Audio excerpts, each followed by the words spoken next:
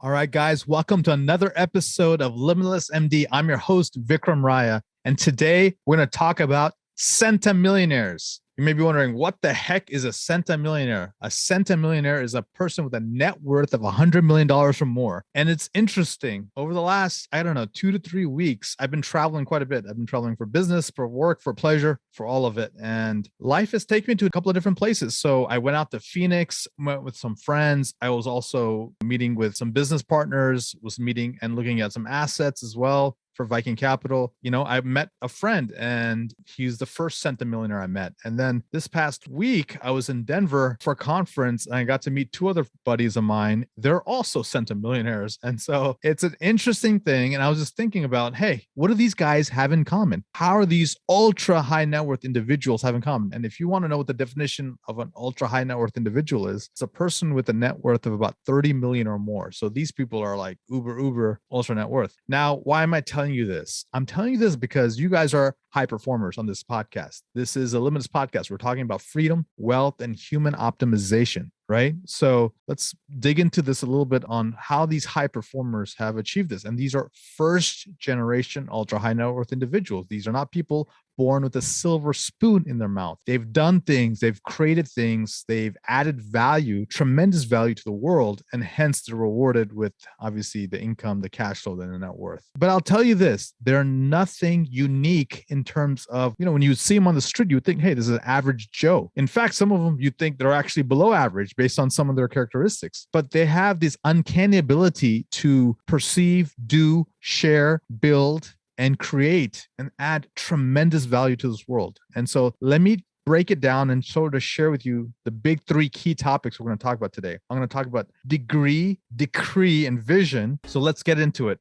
Degree, decree, and vision. What do I mean? Well, these people don't have stellar degrees. They have a degree. They've all went to college. Yes, may have done even master's or a doctorate. But the point is, it's not because they went to Harvard's, Yale's, Duke's, Stanford's of the world. They went to reasonable schools, normal schools. It was not the degree that got them there. It was a decree. When I mean decree, D-E-C-R-E-E, decree. You're decreeing to the world. You're declaring to the world what you want, why you want it, and what you're willing to sacrifice to get it. And so that vision, that bold vision, and then putting all your horsepower and boom, you're going for it. That was what I've noticed was one of the commonalities. The next commonality I noticed between these three Centi-Millionaires was this. They want to solve big problems, right? They're not here to help one patient or one investor or just one part of the country. Literally, they want to help a region, a state, potentially the whole country, right? They're solving big problems and they're impacting thousands of people. And then finally, what was unusual was I found that all three people were superb family folks, family first. They're all happily married. None of them are divorced. They have children, multiple children, and they really care about their family. Family first could be just a cute saying, a cliche that sometimes that people throw out when they're truly just focused on their business. But these people really care about their family.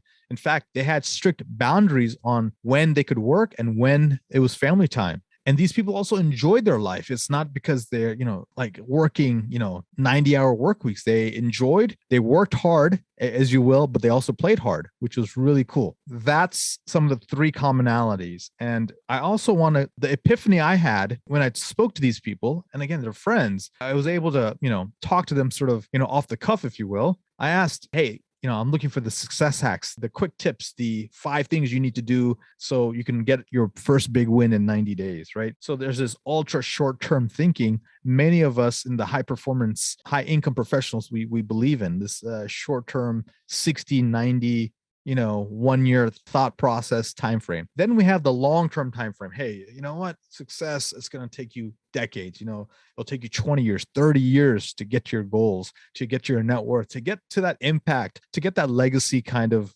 victories you want in life. But what I found is when I spoke to these people, these three individuals, they've been able to achieve success, not in the ultra short, but in relatively sort of a midterm time frame. Within 3 to 7 years, they created exponential progress, wealth, cash flow, as well as putting a stamp and becoming one of the leaders in their industry. So realize that if you dedicate yourself and master one field within 3 to 7 years, you can be on top of that field. Number one. the first person, really was in the medical field. They created, a medical clinic that was successful. They replicated that model over multiple locations and eventually sold to private equity for 9 figures. It was tremendous. The interesting thing is the takeaway I learned from that is one, they remain hungry. Like technically he can go live on an island, sip margaritas all day long, but he's still thinking, hey, what's the next step? What can I do next? How can I help more? How can I do more? The second person was a real estate entrepreneur. And there's so many different things he could be doing, but he chose to stay super focused on one thing. And I love the fact that he had blinders on and he's remained super focused. And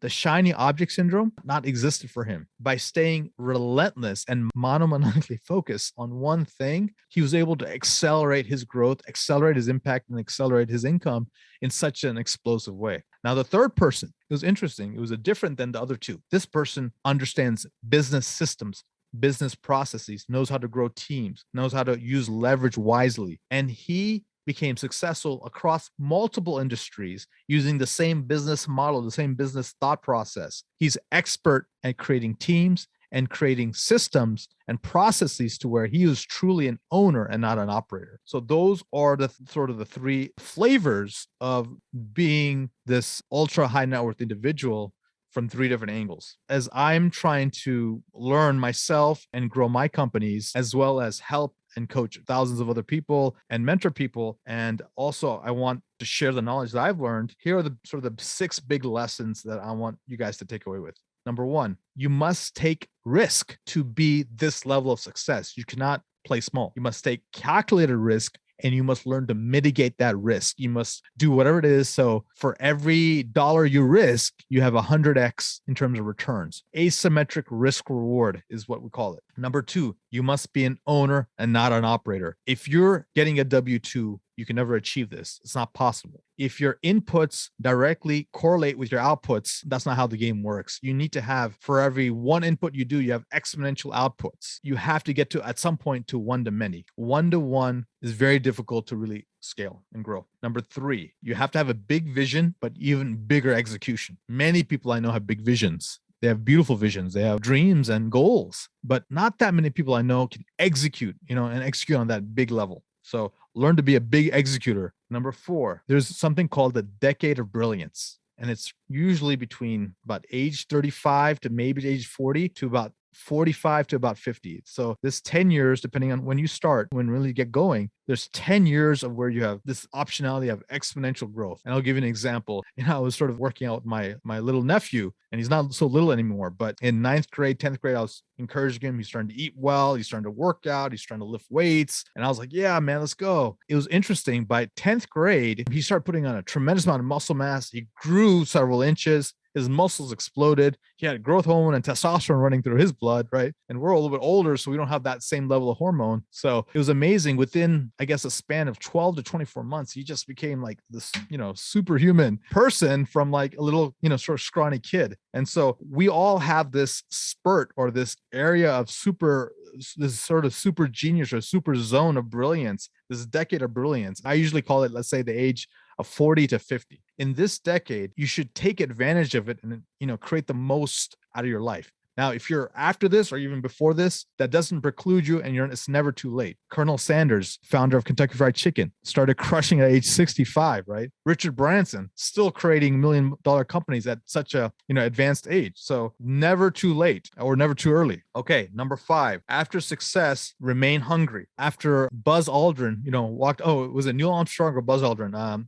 My memory fails me, but when they walked on the moon, what happened was they came back to Earth. I mean, they've done this stupendous feat. No one in the history of humanity has ever done this. Celebrated, ticker tape parade, and then they got depressed. They had alcohol. They had all these issues because they didn't have the next big thing. They've already achieved the big thing. So what is the rest of their life about? What's their meaning? These successful individuals, these friends and mentors that I have, they're still thinking about what's next. How else can they go? What else can they do?